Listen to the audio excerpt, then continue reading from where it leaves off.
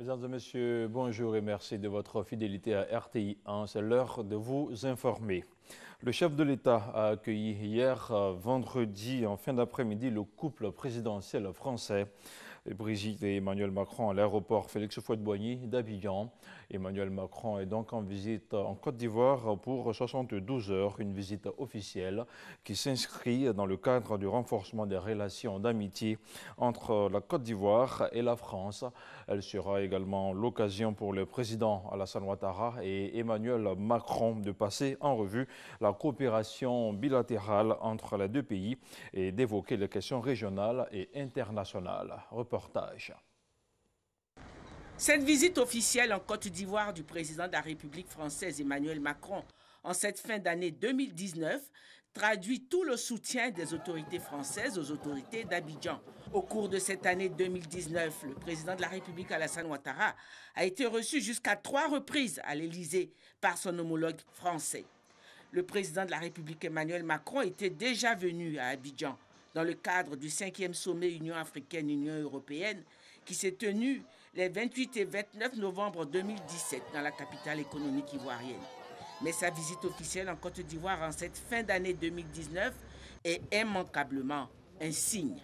Il était 16h45 heure GMT quand l'avion aux couleurs du drapeau français a atterri sur le tarmac du pavillon présidentiel de l'aéroport Félix Houphouët-Boigny de Port-Bouët. Au pied de l'échelle de coupé, le chef de l'État ivoirien et son épouse, la première dame Dominique Ouattara, étaient là pour souhaiter la bienvenue en terre ivoirienne à leur hôte, le président Emmanuel Macron, et son épouse, la première dame de France, Brigitte Macron.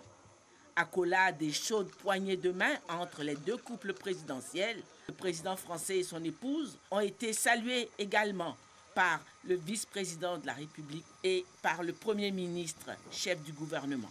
S'en est suivi le cérémonial des honneurs militaires marqué par l'exécution de la Marseillaise et de l'Abidjanaise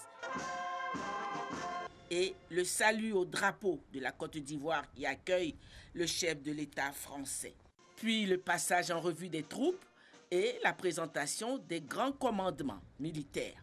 Les ministres du gouvernement ivoirien ont été présentés à leur tour à l'illustre hôte de la Côte d'Ivoire. Également, les membres du gouvernement français accompagnant le président Macron ont été présentés au chef de l'État ivoirien. Pour immortaliser cette visite officielle devant la presse, les deux chefs d'État ont échangé une solide poignée de main. À l'intérieur du pavillon présidentiel, le président français et son épouse ont reçu les civilités des représentants des organisations africaines et les civilités de la notabilité coutumière de Côte d'Ivoire. Les deux chefs d'État se sont ensuite retirés un instant pour échanger les nouvelles. Dans la cour du pavillon présidentiel étaient présents plusieurs chefs des communautés autochtones et allogènes résidant à Abidjan et des chefs religieux.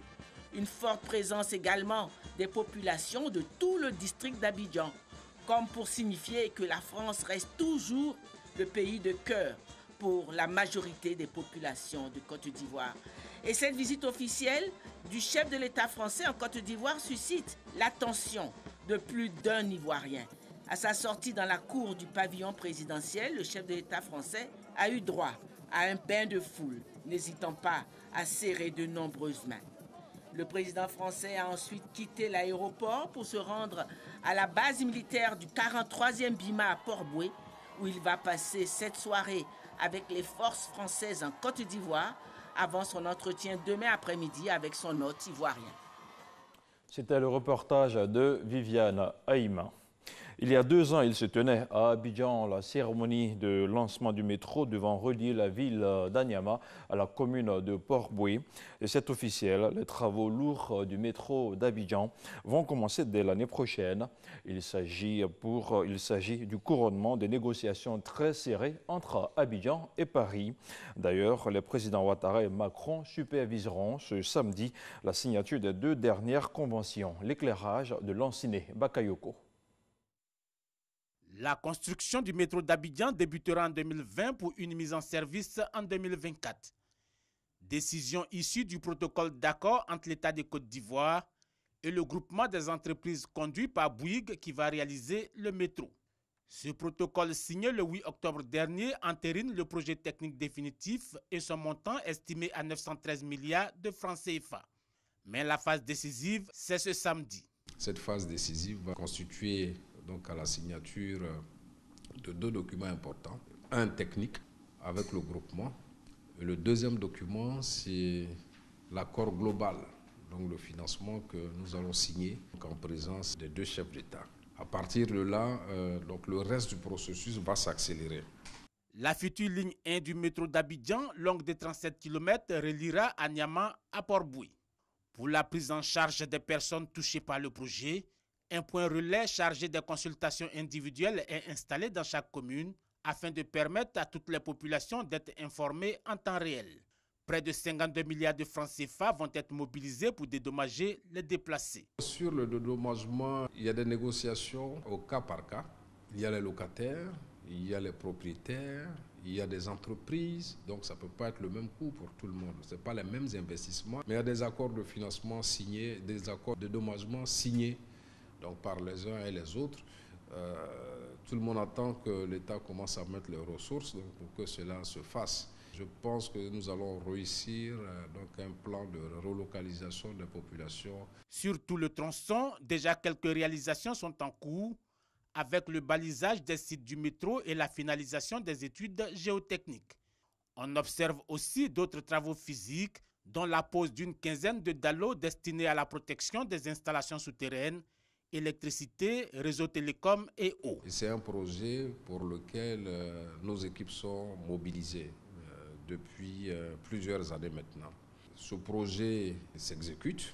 Il y a des étapes qu'il est bon de célébrer. Il y a des étapes qu'il est bon de franchir avec l'ensemble des partenaires. Et une des étapes les plus importantes, c'est celle que nous allons donc avoir donc ce samedi à Abidjan. Dans sa configuration actuelle, la ligne 1 du métro d'Abidjan permettra de transporter environ 540 000 passagers par jour dans des trains à conduite automatique. Après avoir accueilli son homologue français, le président de la République Alassane Ouattara est depuis hier soir à Abuja, au Nigeria, où il prendra part au 56e sommet ordinaire des chefs d'État et de gouvernement de la CEDEAO. Au cours de ce sommet, les chefs d'État et de gouvernement feront un point de la situation politique, sécuritaire et économique de la sous-région. Ils vont également examiner les rapports sur le plan d'action pour la solidarité régionale et sur le programme de la monnaie unique de la CEDEAO.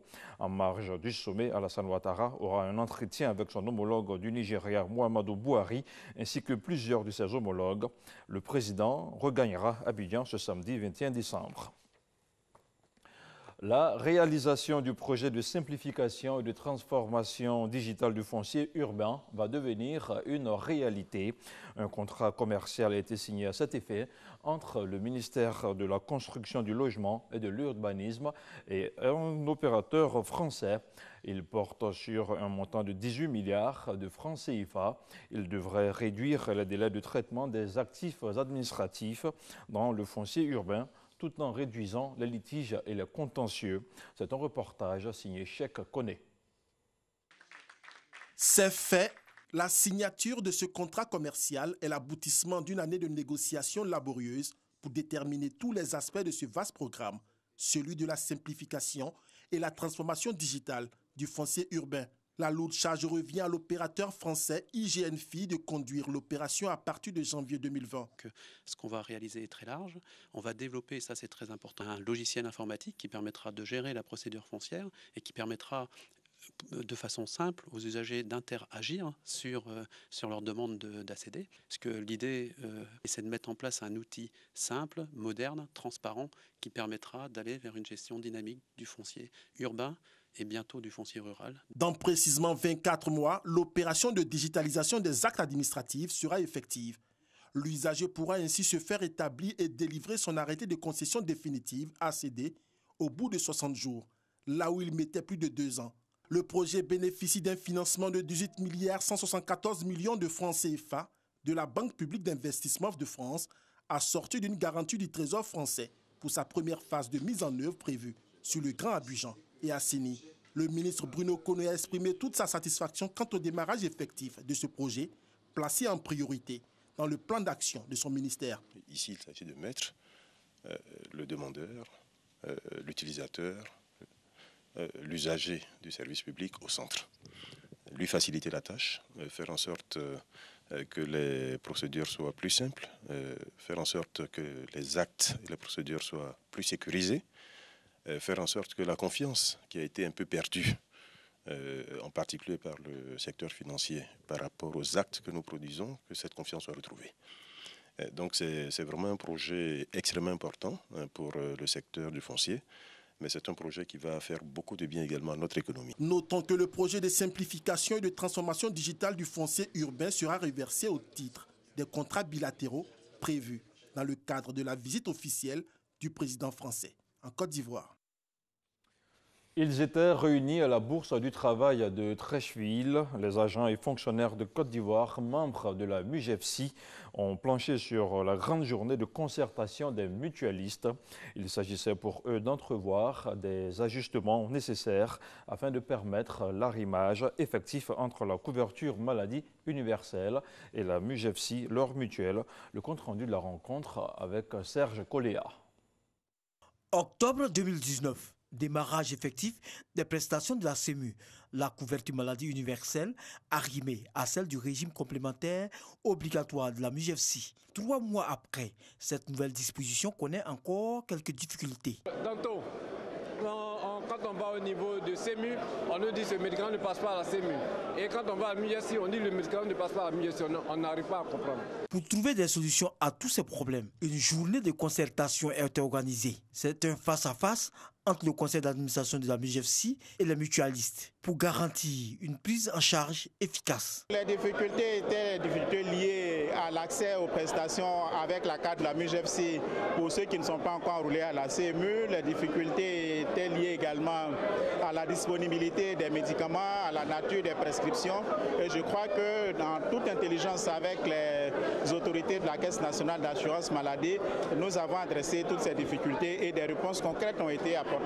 De sorte qu'aujourd'hui, vous pouvez d'ailleurs le constater, il y a de moins en moins de grognes, mais nous leur donnons l'occasion à ces journées-là de nous remonter tout ce qu'on peut avoir comme difficulté pour que nous puissions apporter les solutions idoines. Une demi-journée d'échange franc et direct, pleine d'espoir pour les mutualistes. Au terme de cette journée de concertation, nous sortons véritablement satisfaits parce que les attentes ont eu solution et c'est pourquoi véritablement on avait voulu avoir cette journée de concertation. Dieu merci, on l'a obtenu. Fini la journée de concertation, cap est mis sur l'Assemblée générale du 27 décembre prochain où seront validées les différentes propositions des mutualistes. C'était plutôt un reportage signé Issa Chonan Yeo. L'actualité internationale nous conduit à Nouakchott. Mohamed Ould Abdelaziz, ancien président mauritanien, a affirmé que son retour au pays après sa sortie du pouvoir en août dernier est motivé par ses craintes pour l'avenir politique de la Mauritanie. L'ancien chef d'État mauritanien, au cours d'une conférence organisée jeudi soir à son domicile, faisait allusion au rapport devenu tendu avec son successeur, l'actuel président Mohamed Ould Ghazouani, au sujet de la gestion de l'Union pour la République UPR, parti politique qu'il avait lui-même fondé. Mohamed Ould Abdelaziz avait quitté le pays en août dernier après avoir passé le pouvoir à son successeur, le président Mohamed Ould Cheikh Ghazouani. Et puis en Guinée, les principaux leaders du FNDC, qui réunit l'essentiel de la société civile et de l'opposition politique, se sont réunis hier, vendredi 20 décembre. Ils réaffirment leur opposition au projet de nouvelle constitution, officialisé 24 heures plus tôt par le président Alpha Condé. Le FNDC organise depuis 2 mois des manifestations de masse et compte poursuivre dans cette voie pour barrer la route à un éventuel 3e mandat du professeur Alpha Condé. Voilà, c'est tout pour ce premier point d'information sur RTI 1, l'information justement qui continue sur le www.rti.ci. Retrouvez Hamza Diaby à 13 h.